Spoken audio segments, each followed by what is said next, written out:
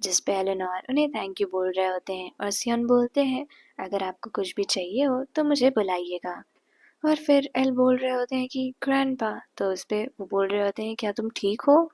और फिर एल बोलते हैं कि मेरे सेकेंडरी जेंडर का एक टेस्ट करवाइए। और जब टेस्ट का रिजल्ट आता है तो उन्हें बताया जाता है कि आप एक ओमेगा हैं, लेकिन एक रेसेसिव। तो जिस पे एल सोच रहे होते हैं कि मुझे लगा ही था। और फिर उनके ग्रैंडपा ये भी बताते हैं कि बहुत सारे केसेस में जो बेटा होते हैं वो ओमेगा में चेंज हो जाते हैं अगर वो अल्फा के साथ इंटरकोर्स करें उसके रड टाइम में।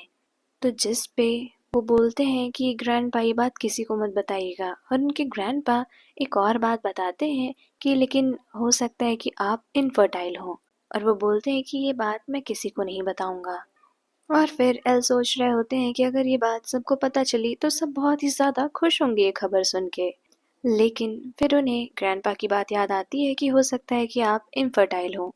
इसके बाद उनके ग्रैंडपा बताते हैं कि जो लोग बेटा से ओमेगा में चेंज होते हैं उनको अल्फा के फेरोमोन्स से ज़्यादा क्रेविंग होती है ताकि चांसेस बढ़ जाएं कंसेप्शन के।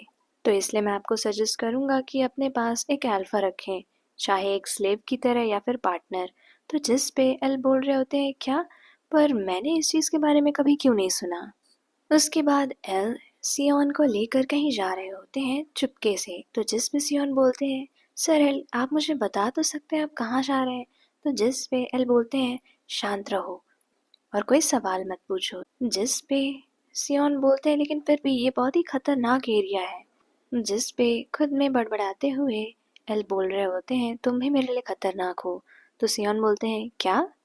और एल मन में सोच रहे होते हैं कि वो सही थे, मैं अपनी बॉडी को कंट्रोल नहीं कर पा रहा हूँ। मुझे ऐसा लगता है जो भी अल्फा मुझे मिलेगा मैं उसके साथ ही इंटीमेट हो जाऊंगा। उसके बाद वो लोग एक जगह पहुंचते हैं और सियोन बोलते हैं मैं बाहर रहता हूँ। और इसके बाद एल अंदर जाते हैं जहाँ पर होते हैं ग्रे, जो कि होते हैं ब्लैक मार्केट के मास्टर। तो एल मन में सोच रहे होते हैं कि यही है जिसने फेनरिर को ओमेगा सप्लाई किए और अब मैं इसके पास आया हूँ। तो जिस पे एल बोल रहे होते हैं तुम्हें मेरे बारे में पहले से पता है। तो जिस पे ग्रे बोलते हैं कि ये सब छोड़िए, आप मेरे यहाँ पर कैसे आए ये बताइए। तो जिस पे एल बोलते हैं कि मुझे एक अल्फा चाहिए। तो जिस पे ग्रे मुस्कुराते हैं और कहते हैं कि क्या वो ड्यूक आपके लायक नहीं था? क्या वो आपको सेटिस्फाई नहीं कर पा रहा था इसलिए आपने उसे छोड़ दिया? तो जिस पे एल बोलते हैं क्या तुम क्या कह रहे हो? और एल मन में सोच रहे होते हैं कि शांत रहो आराम से। और फिर वो कहते हैं कि मैंने ऐसा सुना था कि यहाँ पे कुछ भी पाया जा सकता है जब तक उसके पैसे भरे जाएं। तो ग्रे बोलते हैं आपने सही सुना है लेकिन उसके पहले मुझे कुछ चेक करना होगा। तो एल बोलते हैं क्या चेक? तो जिस पे ग्रे बोलते हैं कि ये एक भरोसे का सौदा होता है, तो कम से कम मुझे पता तो होना चाहिए कि आप हैं कैसे। और ग्रे पास आते हैं एल के और उनके चेहरे को पकड़कर कहते हैं ऐसा सुना है कि आप एक ओमेगा बन गए हैं, तो कम से कम मुझे खुद चेक करना चाहिए। तो जिस पे एल बोल रहे होते हैं कि तुम्हें कैसे ये सब पता चला। तो जिस पे ग्रे बोलते हैं कि मैंने आपको कहा था ना यहाँ सारे सीक्रेट्स पता होते हैं। और इसके बाद वो लोग इंटीमेट हो रहे होते हैं और एल बहुत ही ज़्यादा फीलिंग में होते हैं। और वो लोग इंटीमेट हो ही रहे होते हैं जब दरवाजे पे नॉक होती है और वो सियोन होते हैं। और वो बोल रहे होते हैं सर एल। तो जिस पे एल सोच रहे होते हैं मैं तो भूल ही गया सियोन। लेकिन तभी ग्रे उनके साथ इंटीमेट होने लगते हैं और कहते हैं कि चलो तुम एक राउंड और कर सकते हो। और उन्हें किसेस करने लगते हैं जिस पे एल बोलते हैं नहीं, अगर सियोन अंदर आ गया तो। जिस पे ग्रे बोलते हैं झूठ मत बोलो तुम्हें भी चाहिए। और उसके बाद वो रुक जाते हैं और एल को देख रहे होते हैं। तो जिस पे एल बोलते हैं क्या हुआ? तो जिस पे ग्रे बोलते हैं तुमने कहा था ना तुम्हें एक अल्फा चाहिए। और फिर वो एक स्कार्फ से एल का मुंह बंद कर देते हैं और कहते हैं मेरे पास एक आइडिया है। और तभी अंदर आ जाते हैं सियोन और कहते हैं सर एल। और इसके बाद ग्रे बोल रहे होते हैं तुम एकदम राइट टाइम पे अंदर आए हो। तुम्हें क्या लगता है एक राउंड हो जाए? तो जिस पे सियोन सोच रहे होते हैं ओमेगा की स्मेल, और एल का मुंह भी बंद होता है तो सियोन उन्हें देख नहीं पाते हैं। लेकिन उसके बाद सियोन अपना मुंह बंद करते हुए कहते हैं कि सर एल कहाँ है। तो जिस पे ग्रे बोलते हैं कि उसे सर्विस मिल गई, तो हो सकता हो अभी वो मजे करने के बीच में हो। और वहीं अंदर एल सोच रहे होते हैं कि क्या उसने नोटिस कर लिया।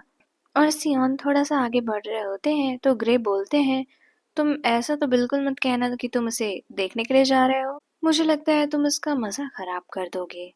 उसके बाद ग्रे सर एल के बारे में काफी अजीब बातें कर रहे होते हैं। तो उस पे सियोन अपनी तलवार निकाल के ग्रे के गले पे लगा देते हैं और कहते हैं तुम्हारी हिम्मत कैसे हुई। लेकिन तभी उन्हें बहुत ही तेज एक स्मेल आने लगती है जो कि ग्रे ने जलाई थी, और वो बोल रहे थे ये क्या है, तुम क्या करना चाहते हो।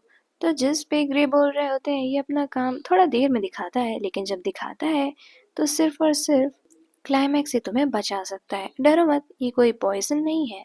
और सियोन बहुत ही ज्यादा हीट में आ रहे होते हैं। और फिर ग्रे एल की तरफ इशारा करते हुए बोलते हैं तुम्हें चाहिए ना तो आओ। उसके बाद ना चाहते हुए भी, लेकिन हीट में होने की वजह से सियोन एल के साथ जो कि बंधे हुए होते हैं इंटीमेट होने लगते हैं। और सियोन को पता नहीं होता है कि ये एल है। और ग्रे एल से बोल रहे होते हैं तुम्हें इस तरह डिमांडिंग देख के मैं वापस से फीलिंग में आ गया हूँ, क्या मैं फिर से तुम्हारे साथ इंटीमेट हो सकता हूँ। जिस पे एल मुंडी ना में हिला रहे होते हैं। तो जिस पे ग्रे बोलते हैं तो कोई बात नहीं, तुम ही मुझे इस चीज से आजाद कर दो। और इतना कहते हुए ग्रे एल के ऊपर से वो चीज हटाते हैं तो सियोन देखते हैं और कहते हैं सर एल आप। और फिर भाग के वो एल के हाथ को खोलने जा रहे होते हैं। तो ग्रे बोलते हैं और मैं साफ साफ बता दूं, ये तुम्हारे नोबल इंसान ही थे जिन्होंने अल्फा मांगा था। तो सियोन बोल रहे होते हैं क्या तुम्हें लगता है कि मैं तुम्हारे ऊपर भरोसा करूंगा। और फिर वो एल के हाथ को खोल देते हैं और ग्रे एल को अपने ऊपर बिठा लेते हैं और उनके साथ इंटीमेट हो रहे होते हैं। और फिर सीन कट होता है और पता चलता है कि एल प्रेग्नेंट है। और ग्रे, सियोन और फेनरिर एक साथ बैठे होते हैं और ये बोला जा रहा होता है कि वो प्रेग्नेंट तो है लेकिन अभी नहीं पता है कि वो बेबी आखिर है किसका। और फिर वो लोग अलग अलग तरीके बता रहे होते हैं जिससे पता चले कि वो बेबी आखिर है किसका।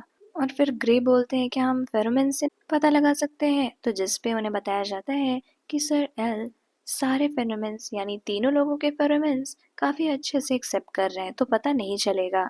और बेबी को उसके फादर से केयर चाहिए होती है, और वो भी उसके बाद वो लोग बोलते हैं इंटरकोर्स से। और वो बताते हैं कि अगर सर एल तीनों के फेरोमोन्स एक्सेप्ट कर रहे हैं इसका मतलब बेबी भी कर रहा है। तो एल बोलते हैं कि आपका मतलब क्या है। तो जिस पे उनके ग्रैंडपा बोलते हैं कि अब इस उम्र में ये सब बोलना मुझे शोभा नहीं देता है, तुम लोग काफी समझदार हो तो खुद ही समझ जाओ। ये बोलकर वो वहां से चले जाते हैं। उसके बाद फेनरिर बोल रहे होते हैं कि पता नहीं तुम लोग मेरे जाने के बाद इसके साथ क्या करो, तो इससे अच्छा है कि हम सब एक साथ ही रहें। तो उस पे एलेनोर बोल रहे होते हैं कि क्या तुम लोग इस चीज से अग्री करते हो जो भी चल रहा है। तो जिस पे फेनरिर बोलते हैं कि क्या पता ये बच्चा हमें वापस से साथ ले आए। और फिर वो और सियोन लड़ाई कर रहे होते हैं और उधर जब लोग पलट के देखते हैं तो ग्रे की गोद में एलेनोर होते हैं और ग्रे बोल रहे होते हैं तुम लोग लड़ाई करो, मैं अपना टाइम लेता हूँ। और इसके बाद फेनरिर बोल रहे होते हैं कि मैंने सबसे पहले इंटरकोर्स किया था तो वो बच्चा मेरा होगा। तो ग्रे उन्हें अपनी तरफ करते हुए कहते हैं पर ये अभी क्लियर नहीं है। और सियोन बोल रहे होते हैं कि कोई भी फादर हो मैं तो उसे बचाऊंगा। और उसके बाद एल बोलते हैं कि तुम लोग शांत हो जाओ, तुम लोग के फेरोमोन्स मैं अपनी बॉडी कंट्रोल नहीं कर पा रहा हूँ। जिस पे आगे बढ़ के ग्रे उन्हें किस करने लगते हैं।